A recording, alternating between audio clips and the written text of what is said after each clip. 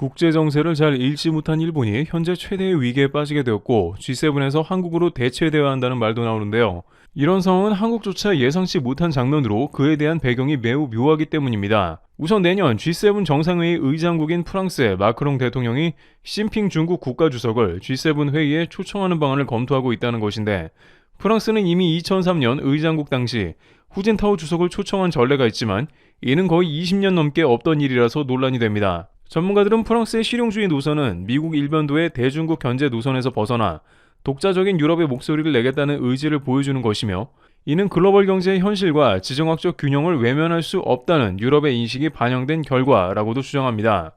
그런데 이 소식에 가장 곤란해지고 사실상 패닉에 빠진 나라가 있는데, 바로 최근 중국과 사이가 최악이 되어버린 일본이죠. 아시아 유일의 G7 회원국인 일본은 그동안 G7을 등에 업고 중국에 대한 견제 목소리를 가장 강력하게 내왔습니다. 특히 최근 중일 갈등이 격화되는 상황에서 일본은 G7의 공동 전선을 통해 중국의 해양 진출과 경제적 압박에 맞서려 했습니다. 하지만 프랑스의 초청 검토는 일본의 이러한 전략에 치명타를 날렸고 더욱더 외교 고립을 가속화시키는 모양새가 되었는데요. 일단 일본은 프랑스에 중국이 G7의 가치관을 공유하지 않는다며 G7 중국 초청에 사실상 반대 의사를 표했습니다. 시 주석이 참석할 경우 대중국 공조가 약화될 것이라는 현실적인 공포에 직면한 것이고, 일본의 주장이 G7 내에서 힘을 잃고 문제아로 찍힐 위험마저 생겼다는 것입니다. 즉 일본은 이제 고립될 위기에 놓였는데, 중국을 배제하려는 강경한 입장이 오히려 국제사회의 흐름과 주요 동맹국들의 실용적인 선택에 역행하는 모양새가 된 상황으로 일본은 갈수록 국제 외교 감각과 멀어져 가는 겁니다. 더욱 충격적인 것은 미국의 입장이 일본의 편이 아니라는 사실인데, G7에 관해 트럼프는 오히려 프랑스보다 더 열려 있습니다. 도널드 트럼프 미국 대통령은 이미 중국의 G7 참여에 대해 나쁜 아이디어는 아니다라며 개의치 않는다고 밝혔습니다. 이는 미국 대통령조차도 중국을 국제 질서의 한 축으로 인정하고 G7의 형식에 얽매이지 않겠다는 실용적인 태도를 보여준 것이죠. 트럼프 대통령이 과거 러시아를 G8에서 쫓아낸 것이 매우 큰 실수였다고 주장한 것 역시 포용과 대화가 배제와 고립보다 국제 문제 해결이 더 효과적일 수 있다는 메시지를 던진 것입니다. 따라서 이 가운데 일본은 최근 트럼프 대통령이 대만 문제를 언급하지 말라고 다카이치 총리를 지적한 데 이어서 다시 한번 일본이 중국 G7 입성을 반대하는 것은 트럼프 대통령과 사사건건 부딪히는 모습을 보인다는 것입니다. 결국 이러다 보니 일각에서는 일본 대신에 대한민국을 G7에 포함하자는 의견도 제기하는 모습인데요. 이는 단순히 국제 무대에서 정치 외교적으로 한국이 일본보다 대처를 잘하는 것도 있으나 실제 실력으로 못할 게 없다는 미국 의견입니다. 존 햄리 CSIS 소장 등 미국 백악관 정책에 영향을 끼치는 싱크탱크 전문가들은 한국 G7 합류를 강조했습니다. 최근 한국은 전 세계 강대국 순위에서 6위로 랭크되는 등 그야말로 탑7 안에 들어가기도 했는데요. 미국에선 G7은 시대적 요구에 부응하기 위해 개혁을 수용해야 한다라며 한국과 호주 합류를 강조한 것인데요. 일본 자민당에서는 아직 한국은 G7이 시기상조라는 반응이 이어지고 있어 반대가 예상되고 있습니다만, 하지만 정작 일본은 한국 G7 합류의 이유가 미국에서 제시되면서 더욱더 뼈아프다는 의견이 나오고 있습니다. 한국 G7 편입이 상징하는 것이 일본이 가질 수 없는 것을 한국이 가졌다는 분석이 나왔기 때문이기도 합니다. 또한 트럼프는 물론이며 영국 총리 등 한국이 반드시 G7의 초청국으로 와야 한다고 강조했습니다. 하지만 미국 정부는 G7으로 한국이 나아가는 데 있어 가장 반대하는 것이 일본임을 잘 알고 있기 때문에 바이든 정부에서는 굳이 이러한 일을 추진하지 않으려 했다는 기조가 강했다는 것입니다. 하지만 트럼프 때는 강력한 비즈니스 논리를 바탕으로 G7을 확대하여 한국과 호주를 포함할 가능성이 크며, 트럼프는 아시아에서는 한국을 사실상 G7의 주요 대상국으로 여길 것이라는 관측이 나옵니다. 유럽에서도 한국이 지난 10수년간 G7의 지위에 맞는 일들을 해왔다고 하는데, 방사는 물론이고 조선업 건설 등 전세계 기여도 평가에서 한국이 일본을 제끼고 압도적이었다고 하는데요. 블룸버그에 따르면 한국의 기업들은 특히 미국 정부에 큰 주목을 끌며 협력을 원한다는 보도를 했으며, 결국 대한민국의 기업들의 글로벌 리더격의 활동이 한국을 G7 지위에 올려놓았다는 평가를 했습니다. 그런데 결정적으로 미국에서는 군사 부분에서 태평양 패권을 지켜나가는 상황을 원하고 있습니다. 중국에 압도적으로 누를 수 있는 해군력이 필요하나 그러지 못해서 늘 이것이 걱정이었던 것이며, 미 정치의 중심가 워싱턴 싱크탱크에서는 미국의 해군에 대한 회법을 내놓아야 한다고 강조했던 것이죠.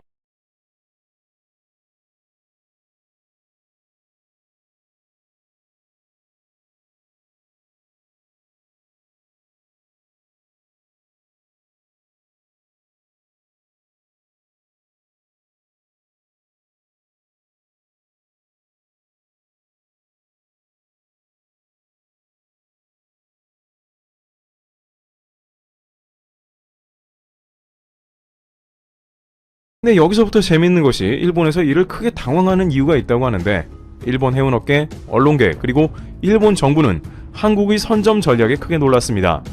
바로 대한민국이 북극 항로를 선점하겠다는 의지의 표현을 곧바로 보여줬다는 점입니다.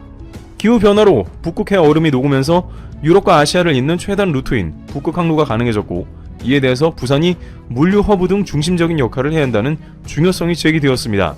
도널드 트럼프 대통령 역시 북극의 중요성을 알기 때문에 그린란드를 가져가려고 하는 것이죠. 북극은 이제 강대국의 싸움터가 되어버렸으며 그 가운데 허브 역할은 반드시 생겨나게 됩니다. 미국도 한국의 이러한 행보에 대해서 당연히 고무적으로 판단하며 결이 같다고 하는데요.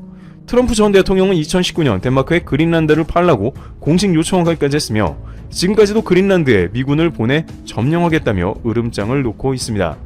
그린란드는 북극 항로 중심부에 있는 핵심 기지이기 때문이며 트럼프의 염원인데요. 따라서 중국과 러시아 사이에 한국이 미국에 힘을 보탠다면 미국은 당연히 환영하는 겁니다. 미국 전문가들 사이에서도 한국의 북극 항로 개척 역할을 수차례 강조한 바 있습니다. 그런데 이러한 국방 요구에 더해서 도널드 트럼프 대통령 체제에서 구미를 당기는 것이 있습니다. 바로 석유 생산과 이를 수출해내는 능력을 대한민국이 극대화한다는 점입니다. 바이든 정부는 친환경을 추진했으며 셰일가스나 기타 부분은 환경 파괴로 많이 지체된 게 사실이지만, 엄청나게 매장된 셰일가스를 전 세계로 팔아 넘기는 게 트럼프의 오랜 염원이었고, 이는 중단되어 왔습니다. 트럼프가 당선 뒤 한국을 가장 먼저 언급한 것도 반도체가 아니라 바로 이 셰일가스를 나르는 조선업에 대한 도움 요청이죠. 중국을 제외하고 민주진영에서 다른 어떤 나라도 해줄 수 없는 것을 유일하게 한국이 할 수 있는 것입니다. 트럼프는 또한 정확하게 한국의 조선 정비 기술인 MRO를 언급하면서 한국의 능력을 알고 있다고 발언했습니다. 일각에서는 미국에서 한국의 조선업 자체를 미국의 통째로 옮기려는 게 아니냐는 의견도 냅니다만, 트럼프는 비즈니스맨이기 때문에 미국에서 LNG선을 생산하는 자체가 어렵고 비용이 많이 드는 것을 알고 있고, 이미 뉴욕타임즈 등 주요 언론에서는 바이든 정부에서 한국의 LNG선을 구매하지 않는 것에 대한 비판이 있어 왔습니다. 트럼프는 한국에서 생산된 LNG선을 대거 수입해야 하며 군함도 빠르게 건조해야 한다고 강조하고 있는 것이죠. MSRA는 미국 정부가 높은 수준의 유지와 보수, 품질과 기술을 갖춘 조선 업체와 맺는 인증 협약인데요. 특히 미국은 MSRA와 같은 군과 관련된 협약은 외국과 잘 진행조차 하지 않는 게 사실입니다. 방산만큼은 미국 내부에서 외국에 유출되지 않도록 하며 가능한 수출을 하는 것이 미국의 방침이기 때문이죠. 강력한 군사력이 미국의 패권을 유지시키기 때문에 누구보다 기술 유출이나 공개를 꺼려하고 있습니다. 하지만 미국과 MRO를 맺는 경우에 조선업 기술을 갖춘 한국 입장에서는 매우 큰 이득을 보게 되는데, HD 현대중공업 역시 미국의 MRO 시장에 진출하려고 출사표를 던졌으며 미국과 협의 중에 있는 것으로 보이는데, HD 현대중공업에 따르면 미국 MRO 시장은 연 20조 원 규모의 시장으로 수익이 매우 큽니다. 특히 유지정비 보수로 벌어들이는 돈은 배의 건조와는 다르게 수익률이 높고 안정적이라는 장점이 있습니다. 결정적으로 미 해군과 이런 관계를 맺는다는 것은 한국 조선업의 상징성을 보여주는 것입니다.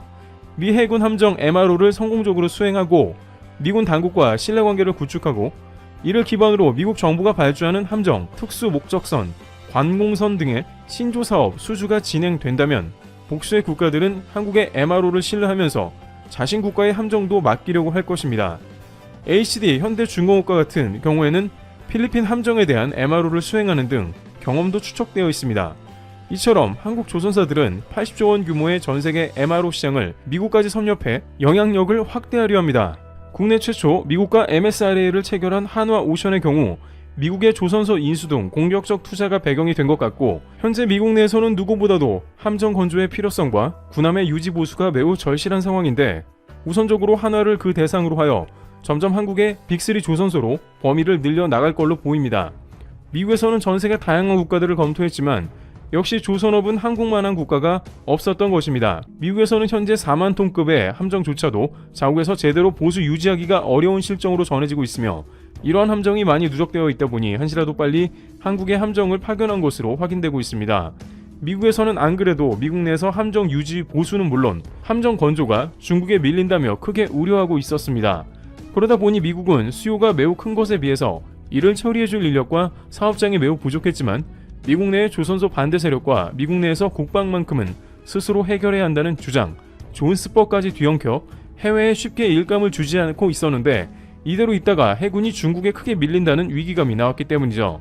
게다가 MRO는 결국 미국 함정의 건조를 한국에 맡길 수 있는 시작점이 되기 때문에 이는 매우 중요합니다. 작은 나라임에도 조용히 자신의 실력을 갈고 닦아 조선과 방산에서 최고 자리를 향하는 대한민국에 트럼프 제2 집권시를 맞아 그러한 요소들이 한국을 다른 나라에 비해 크게 보호할 것으로 예상됩니다. 결국 이러한 흐름 가운데 트럼프 정부는 대한민국을 G7에 포함하려 할 것이라는 의견이 나오고 있습니다. 일본과는 큰 격차와 기여도를 보여주는 대한민국이 G7에 포함될지 귀추가 주목되고 있습니다. 트리블TV였습니다. 감사합니다.